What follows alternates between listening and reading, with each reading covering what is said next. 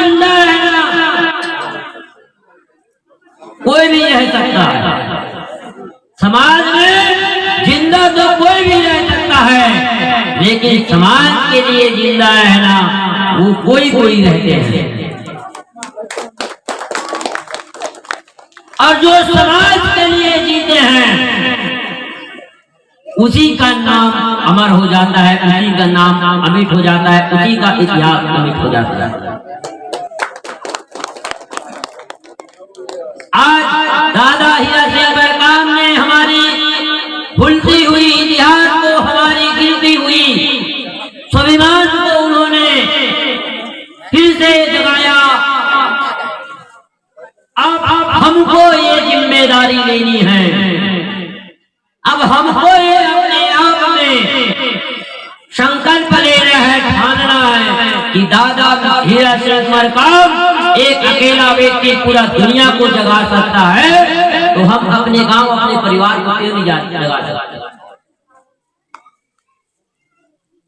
और जब आप जभी अपने समाज को जगाएंगे जब आप गुरुवाना की 5 वचन का खुद अनुपालन करेंगे, खुद अनुसरण करेंगे।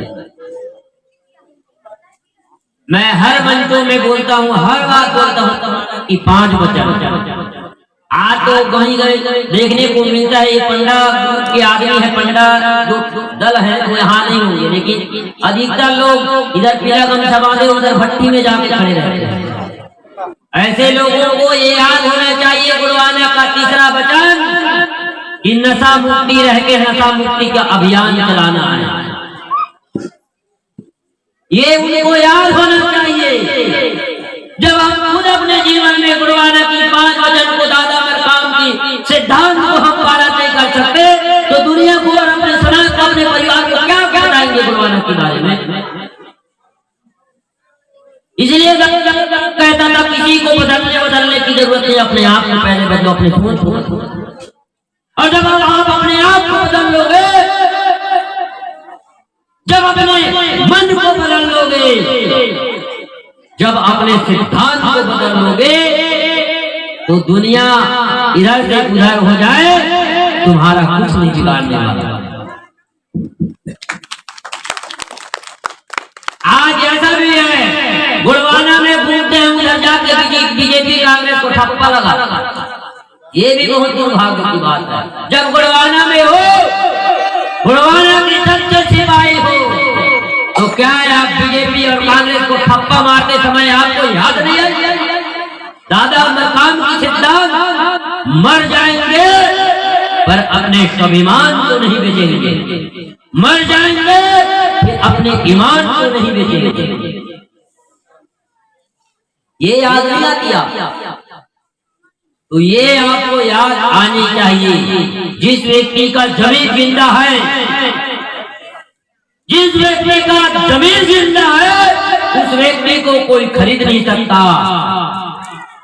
और जिस व्यक्ति जिंदा रहते हुए भी उनका जमीन जिंदा नहीं है, वो व्यक्ति मरे हुए के समान है। किसी व्यक्ति को खत्म कर दो, खत्म करना है तो उनकी व्यक्तित्व को मिटा दो, व्यक्ति जीते जी मर जाएगा। इसलिए आज हमारी जिम्मेवारी है कि दादा बरकाम के सिद्धांतों का पालन करना है। अब तो दादा बरकाम को संदेश है, दादा बरकाम हमको क्या बताना चाह रहे थे और क्या बताए हैं, इनको हमको घर घर जाके बताना होगा, अपने परिवार को, अपने समाज को बताना होगा, जगाना होगा। नहीं तो एक कान ले सुन ले, दूसरे कान ले निकाल दे, ऐसे वाली भी बात। मंच में भाषण सुन लिए, जाने के बाद पूछोगे तो कोई पता नहीं।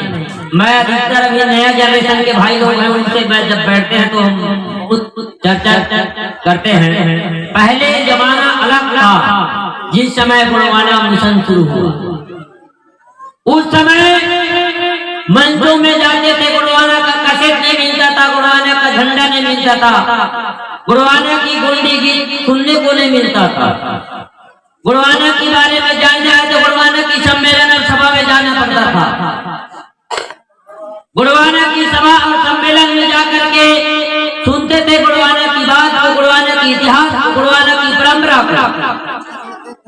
और आके अपने घर में बताते थे। आज वैसे भी है कि हम 1980 से जुड़े हैं, 1995 से जुड़े हैं, तो 1975 से जुड़े हैं गुरुवाना मिशन में, आज तो जुड़े हैं रखा बताई, ऐसे कहने वाले भी लोग हैं। तो उन लोगों को भी मैं ये बता देना चाहता हूँ 1980 से जुड़े रहने से कुछ नहीं होगा। कल जुड़े हैं बच्चे, उस समय हम 1980 क्या 2000 से जब जुड़े, उस समय हमारे पास संसाधन नहीं थी गुरुवाना की बात को जानने के लिए। जो बात को हम 1980 से जुड़े हुए हैं व्यक्ति 2022 तक नहीं जान पाए, उस बात को 2 महीना पहले जुड़े हुए कोई भी बालक पढ़े लिखे बालक जान जाता। ऐसा क्यों? ऐसा इसलिए क्योंकि ये संसाधन उपलब्ध हो गया। पहले गुरुवाना की बात जानने के लिए पढ़े लिखे होना पड़ता था, सम्मेलन में जाना पड़ता था। अब कोई सम्मेलन में जाना नहीं पड़ता, ये मोबाइल में की है, घर बैठे कोई भी बच्चे पढ़े लिखे बच्चे अपने मोबाइल में मेरे बात कर रहे हैं। संसाधन, इसलिए आज जिस जनरेशन में है हम निगेटिव बात करना भूल जाइए आप। और जो पढ़े लिखे नौजवान साथी जो गुरुवाना के इतिहास को सोशल मीडिया के माध्यम से गुरुवाना के इतिहास को वर्तमान में पढ़ रहे हैं, उनसे आप पूछिए, आप भले पुराने क्यों ना हो, आप उतना दिन से जुड़े थे, उस समय संसाधन नहीं था, संसाधन किस समय है। आज 2 महीना पहले जुड़े बच्चे हमको पूरा इतिहास गुरुवाना की बता सकता है। दादा हीरा सिंह मरकाम कौन है, आप उतना दिन से जुड़े हो, आप उनकी हिस्ट्री को नहीं जानोगे, लेकिन 2 महीना पहले जुड़े हैं, वो अपने गूगल में सर्च करके यूट्यूब में देख करके वो दादा हीरा सिंह मरकाम कौन है वो बता देगा। तो सबसे बड़ी व्यक्ति का उम्र नहीं होता, सबसे बड़ी व्यक्ति मेहनत क्या किया ये कोई मायने नहीं रखता। 2 किसान हुए, एक किसान बहुत दिनों से 10 साल पहले उस बंजर भूमि को जोत जोत करके हल में जोत करके वो फसल उगा रहा है। एक किसान 1 वर्ष पहले सिंधी लाया, ट्रैक्टर लाया, उसको पूरा उलट करके वैज्ञानिक टेक्निक से खेती करके उसी में उससे ज्यादा पैदावार ला देता है। हमको ये नहीं देखना है कि कौन कितना दिन से जुड़ा है, कौन क्या कर रहा है, जल्दी हमको ये जानना है उस व्यक्ति के पास कितना बड़ा ज्ञान है और वो व्यक्ति समाज के लिए क्या कर सकता है। समाज के लिए किया गया समर्पण भाव के कार्य को नाम याद रखा जाता है। आज दादा मरकाम को हम याद कर रहे हैं, क्यों कर रहे हैं याद उनको? क्योंकि उन्होंने 40 साल भूखे रह करके कई मंचों में हम देखे हैं कि उनके सोने की व्यवस्था नहीं होता, अपने एक बांधा हुआ धोती को, पगड़ी बांधा हुआ धोती को ओढ़ के कई मंचों में सो जाता था। कई दिनों तक उन्होंने समाज के लिए समर्पण किया, सेवा किया, इसका नाम तो दिया जाता है।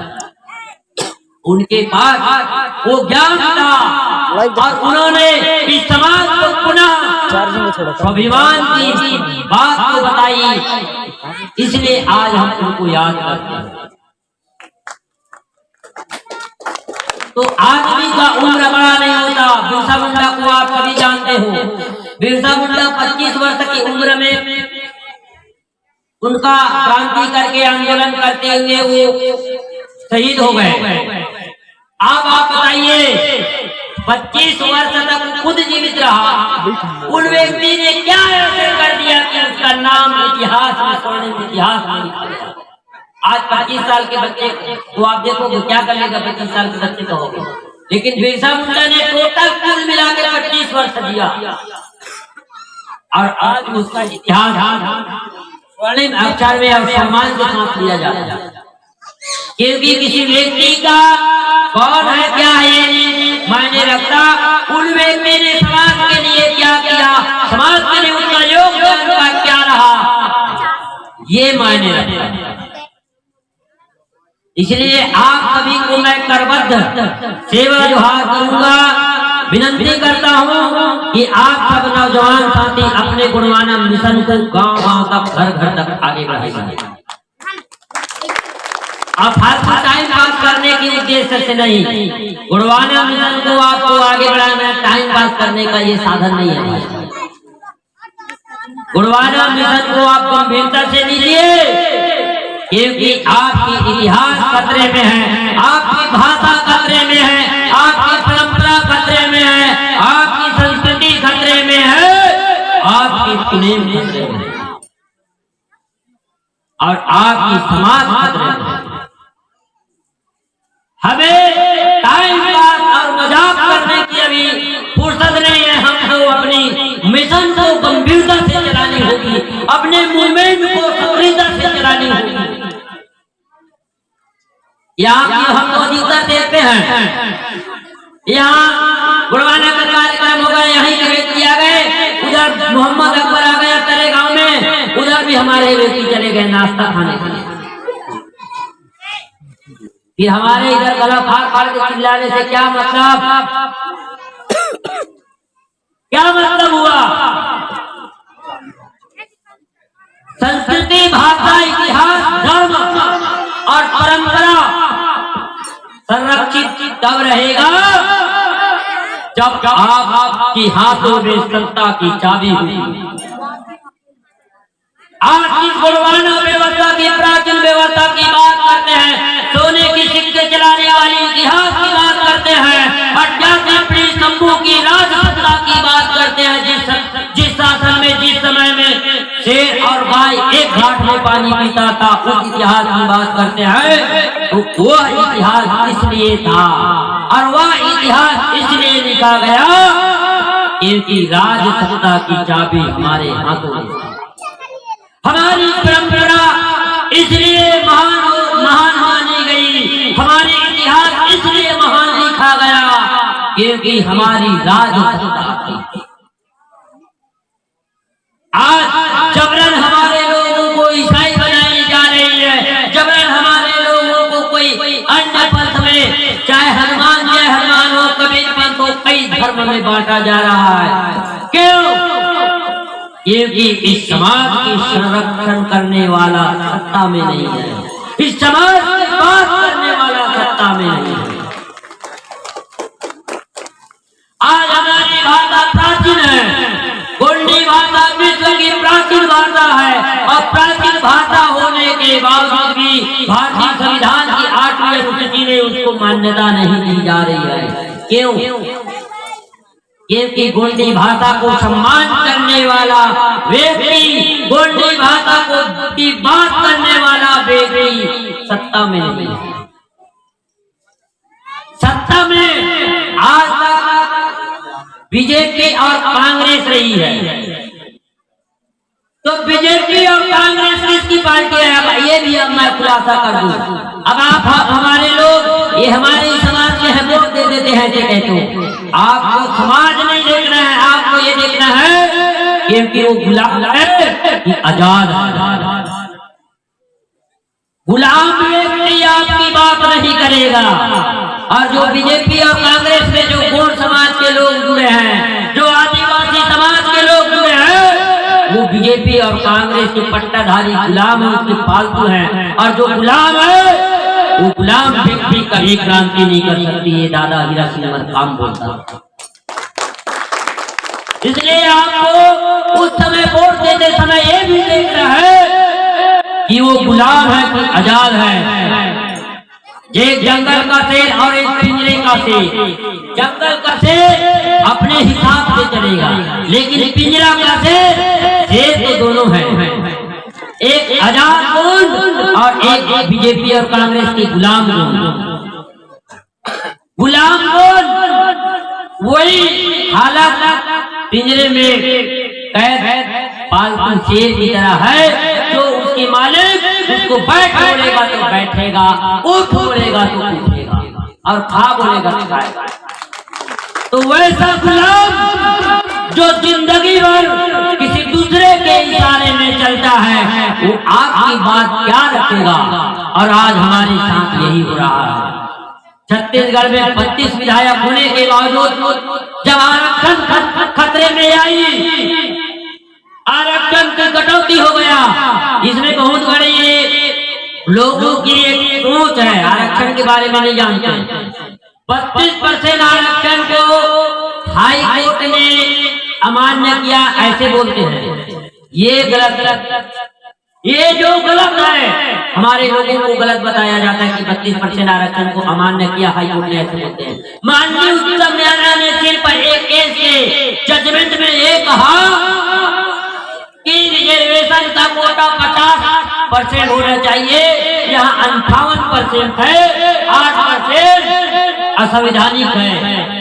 उन्होंने ये नहीं कहा कि एसटी को 32% आरक्षण मिल रहा है वो गलत है, ये नहीं कहा।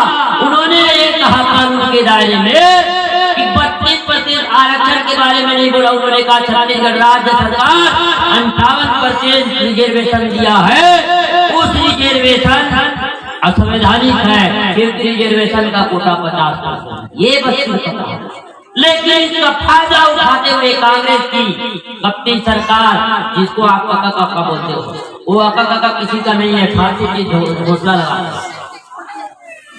तो उन्होंने इस राज्य की आदिवासियों की, आंदोलित आदिवासियों की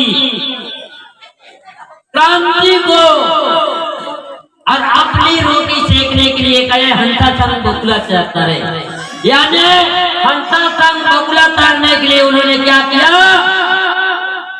भाई, 32% सबको परसेंट मिला था, कटना था तो एससी को जितना मिला था उनका भी कटता, ओबीसी का भी कटता, एसटी का भी कटता, सबका आधा आधा कट के 50% को कायदा करता। तो उन्होंने क्या किया, उन्होंने समय की नजाकत को समझा भापा और क्या किया कि हंसा संग बकुला तारना है तो एक साथ 20% सीधा 12% इन्हीं का काटता, जबकि 12% एसटी का नहीं काटता था। जितना एससी को मिले उनका भी कटता, ओबीसी का भी कटता और उसके बाद अल्पसंख्यक का भी कटता और हमारा भी कटता, सबका बराबर बराबर कटता, आधा आधा, और कुल मिला के 50% मिलता तो बढ़िया से रहता। तो उन्होंने क्या किया, वो पहले से दुर्गामी सोच भाप लिया, अगर 20% कर दूं आदिवासियों के आरक्षण को, 12% काट देंगे तो आदिवासी आंदोलित होगा, और आदिवासी आंदोलित होगा तो हमको अपनी बात रखने का, विधेयक बनाने का क्या मिलेगा, मौका मिलेगा। और हम ऐसे विधेयक बनाएंगे कि ओबीसी को भी 27 दे के अपना भी काम निकाल लड़ेंगे ये लोग, और फायदा हमारा भी संग में हो जाए, संग में बगुला तरह। ये जो दुर्गामी सोच, जो इनकी कूटनीतिक जो सोच, ऐसे सोच से आपको बचना है। और आज वो भी राज्यपाल के पास जाके अटक, अब वहां दम पे छोड़ा, यानी कुल मिला के मैं ये कहता हूँ भैया, अभी जब रिजर्वेशन की बात आई, रिजर्वेशन में 29 विधायक बना है, जब आरक्षण को एसटी का 12% काट दिए तो 29 में से 4 विधायक का विधायकी खत्म कर दो, तो वो भी आरक्षण से बना है, 32% आरक्षण, ये विधायकी खत्म नहीं करना, क्यों नहीं करता?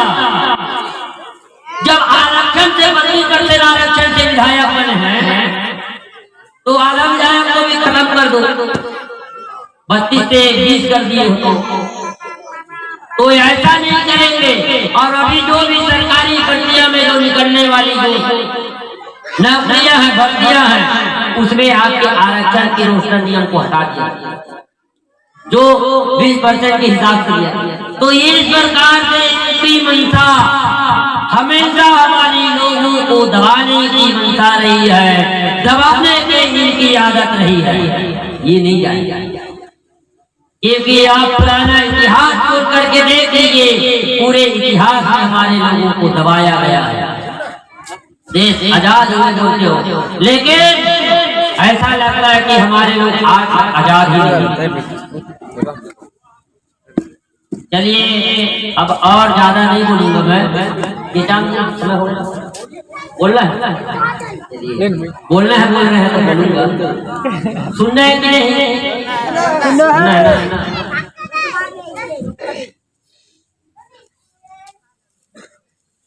तो चलिए बोल रहे हैं तो बोल ही रहा हूँ। आज हमको हमारी भाषा को अगर सही आजादी देना है, हमारी समाज को सही अधिकार देना है, तो गुणवाना गणतंत्र पार्टी को सत्ता में लानी होगी। क्योंकि चट भी मोर पिट भी मोर, यानी चिट भी मोर और पट भी मोर कहने वाले ये धोखा और दोगला सरकार को आपको नहीं मालूम। मैं हर मंचों में बोलता हूँ, ये सरकार जो है आपकी नौकर है, ये अधिकारी चाहे IAS हो IPS हो सब आपकी नौकर है। पहला ऐसा देश है जहाँ उस देश की मालिक उस देश की जनता है, लेकिन उस देश की जनता उस देश के मालिक होने के बाद नौकरों से परेशान है। क्या है? नौकरों से परेशान है मालिक। पहले ऐसा देश है जिस देश में मालिक जो है नौकर से परेशान है। आज जो आप हर चीज में टैक्स देते हैं, उसी टैक्स से चाहे मंत्री विधायक IAS IPS के न हो, उनको उनकी तनख्वाह मिलती है और उस तनख्वाह से वो अपने घर चलाते हैं, अपने गुजर चलाते हैं। क्योंकि भारत जो है प्रजातांत्रिक देश है, इस देश की जनता इस देश की मालिक है।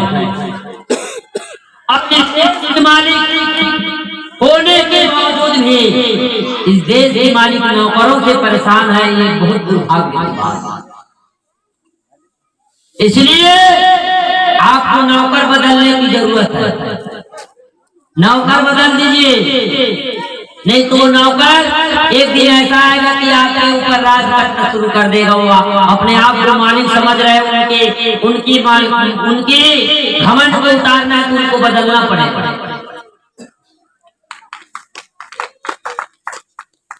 तो चलिए, ये तो रही नेतागिरी की बात, दादा मरकाम की बात। अब हम बात करेंगे परंपरा की बात।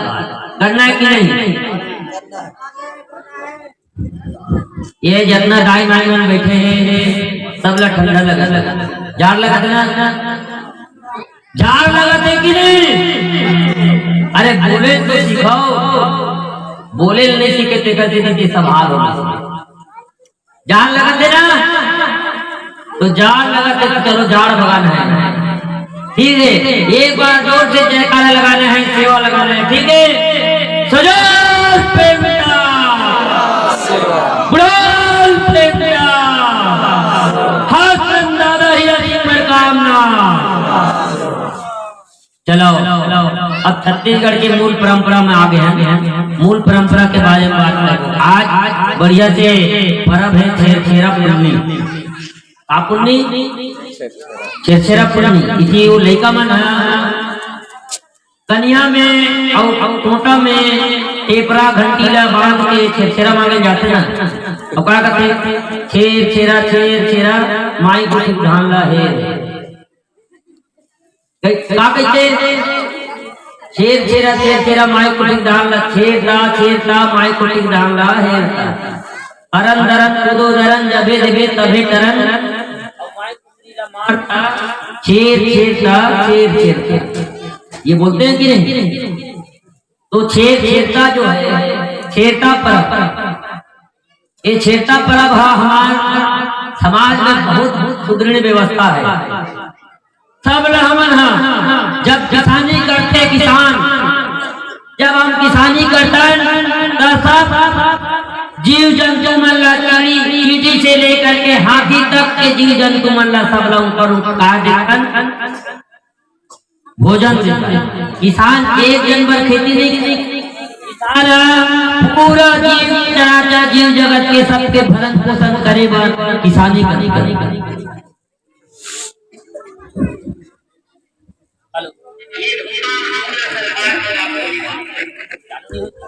हेलो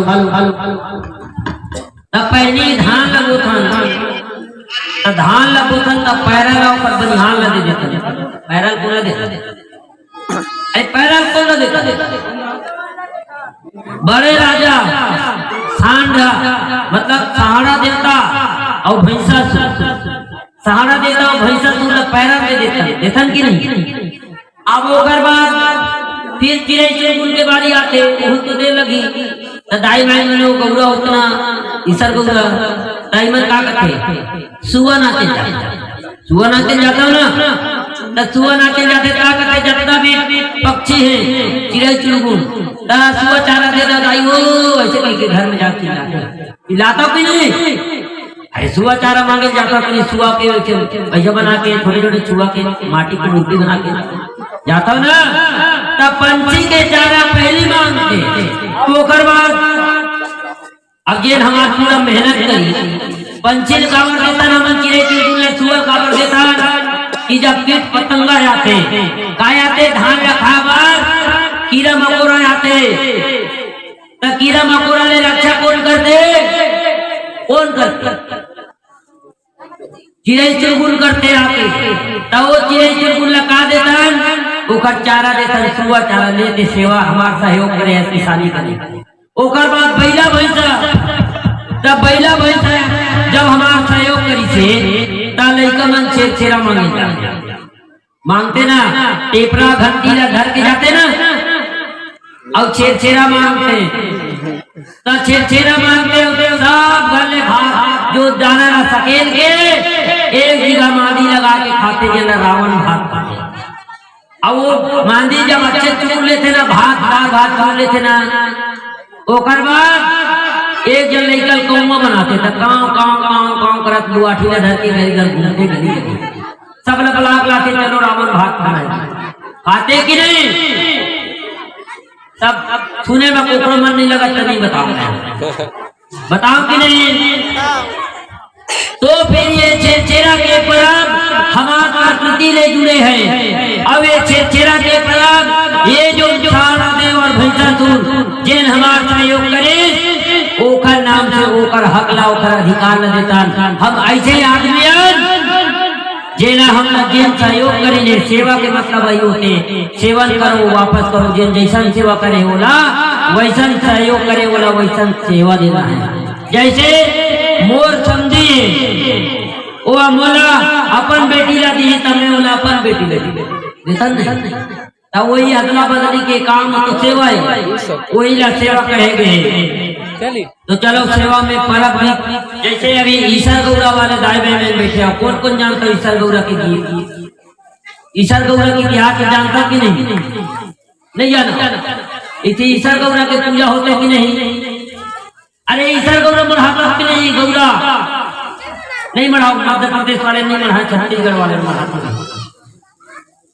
इन सब मध्य प्रदेश वाले सब दलित चल ठीक है तो सभी तीर्थ जाते तो भैया बंद कर देता बोलना है ना तो दाई माई मन तो सब कोई मन ही नहीं है तो नहीं बोलो बाद में बोलूंगा। लेकिन एक तो ईसर गौरा के जिन इतिहास है जिन ऐतिहासिक पीढ़ी राज करी शंभु गौरा शंभु भवानी शंभु सती शंभु उमा शंभु रमला शंभु ठम्मा शंभु कमला शंभु बिमला शंभु रेवा शंभु परेवा शंभु हिरो शंभु वीरू शंभु तुलसा शंभु तुलसी शंभु यनेदी शंभु पार्वती शंभु मल्हा शंभु गौरा शंभु उमा शंभु सती वरु शंभु यानी 88 शंभु जिन ए धरती में राज करी जेखर शासन काल में बाघ और गाय है एक घटुंडा में पानी पिया तो वैसे ही राजा शंभु जेकर पहली जोड़ी शंभु और मोल्हा वो सुडुम और मोल्हा जेकर पहली प्रसिद्ध धनितर बही तो आज हम वो शंभु के 88 पीढ़ी की बात करते हैं। 88 पीढ़ी में से 84 पीढ़ी वो अपन जीवन संगरी के साथ अपन अर्धांगिनी के साथ वो राजपाट चलाए लेकिन 4 पीढ़ी होकर बाबा देव के रूप में जिला बाबा देव मानकर चिमटा वाले तुमा वाले डंडा वाले ये जो बाबा देव के 4 पीढ़ी बाबा देव के रूप में मुठवा के रूप में वो जीवन यापन करे। तो वो जो शंभु के 88 पीढ़ी के जिक्र होते हैं जब ईसर गौरा के जब गाथा आते ईसर गौरा के तो वो 84 पीढ़ी का कहते एक पत्री चढ़ाए गौरी बेल वो बेलपाती अमावस में पूजा करे मांगे क्या, यानी दाई गौरा के दिन 7 पत्री चढ़ाए जाते और अमावस में पूजा होते बेल पाती चढ़ाए जाते और वो 84 के पीढ़ी 84 पीढ़ी वो शंभू के साथ में जीवन यापन करी, राज शासन चलाई और 4 पीढ़ी तपस्या के रूप में बाबा देव के रूप में 4 पीढ़ी हुआ समाज ला दर्शन दी, समाज ला मार्गदर्शक बन के समाज की व्यवस्था ला सुधारे के काम करी। तो कुल मिला के 88 पीढ़ी शंभू ये धरती माँ गुरुवाना भूमि महाराज जिन शंभू के 33 दौगन चेला, लिंगों के 33 दौगन चेला, जिन शंभू के छत्र छाया में 33 कोट में राज सत्ता चलाई, 33 कोट में कोट से व्यवस्था शुरू हुई समाज की, कोट से व्यवस्था शुरू हुई समाज के सामाजिक व्यवस्था।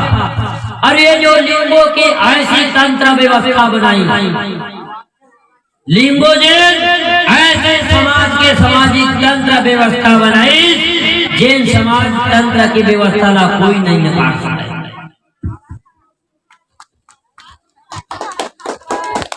लिंगों के सामाजिक तंत्र व्यवस्था ला लिंगों के 33 दौगन चेला जिन गांव में घूम के गांव में कोट रंगना और और खाना बाना गड़ा गड़ा के आप मान लो दर्शन और सामाजिक व्यवस्था में जुड़ी वो 33 कोट देव के संजला जिन लिंगों के 33 कोट दौगन चलाए और वो 33 दौगन चेला के 28 जो दौगन चेला विवाह करी, 28 दौगन चेला होकर अपन जीवन संधि के साथ रही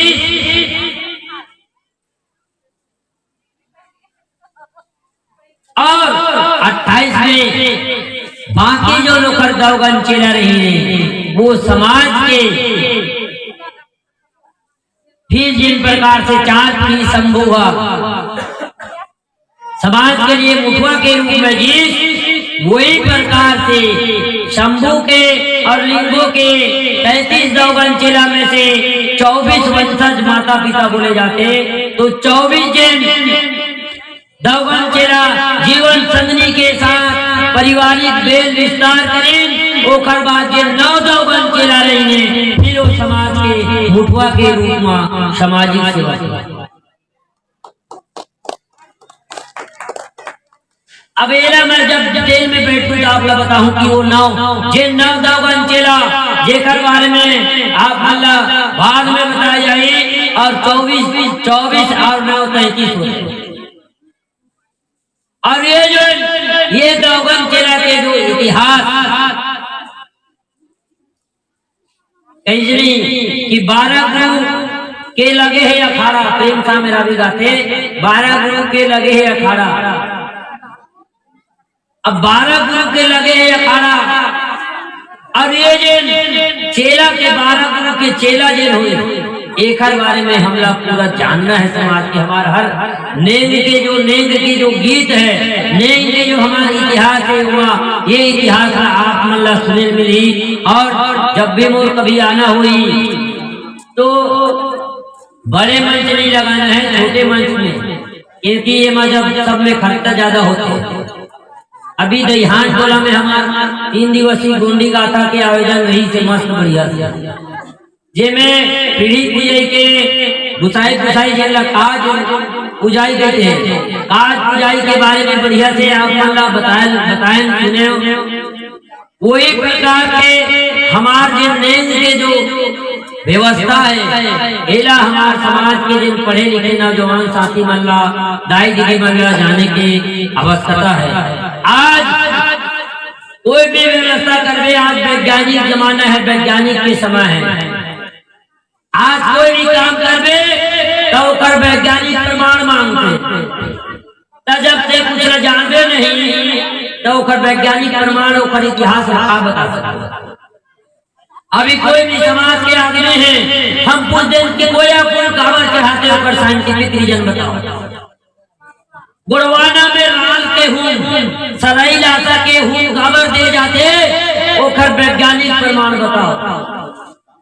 अब गुड़वाना में कलश काबर जलाए जाते एकड़ो गुड़वाना प्रमाण बताओ।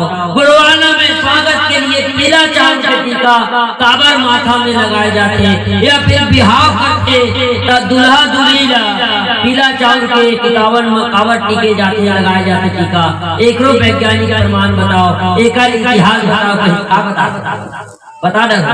एक जवाब आते हमारे समाज के आदमी यही बताते हैं कि हमारा पुरखा चला है चला था। तो एमा हमार जो परंपरा के पुख्ता सबूत और पुख्ता प्रमाण नहीं मिल पाए जेकर कारण ओकर मान्यता नहीं मिले। तो अगर हम अपन परंपरा ला अपन व्यवस्था ला प्रमाणित करके साबित करके नहीं दिखाबो हम लोग बताए पढ़े लिखे जिन शिक्षित जनरेशन के आदमी ला ये रात धूप के धूप एकर से जलाता और रात धूप के धूप जलाए से हुम लगाए से ये होते ये ला नहीं बताओ तब तक हमला उन्हें अज्ञान ही समझ एकर लिए हमला बैठे के जरूरत है। एकर लिए हमला वो परंपरा के बाद जाने की जरूरत है सीखे की जरूरत है। जब तक वो परंपरा के बाद हमने जान लो जिला हम खेल खेल में जिला हम अपन नेम दस्तूर में करतन वो नेम दस्तूर के विधि और इतिहास काबर करतन कैसे करतन बोला करे से का होते एला नहीं जान दो तब तक हम प्रमाणित सिद्ध करके नहीं बता सका। ओकर देती आज हम एकर बारे में जाने की आवश्यकता है और जब भी और कहीं मिली समय तो एकर बारे में आप लोग जरूर बताऊं। फिलहाल आप सभी सादर सादर सेवा जोहार जय प्रवीण जय सजो चलो दाल भात पढ़े पढ़े संचालक भैया कहा तो दाल भात तो खाए की जरूरत है।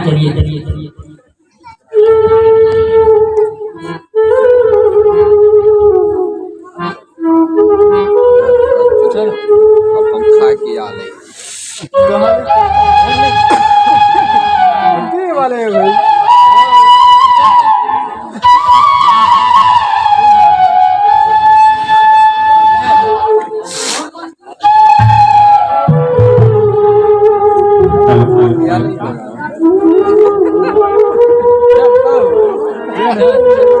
बहुत बहुत धन्यवाद डॉक्टर जयलिंग जी जो आपने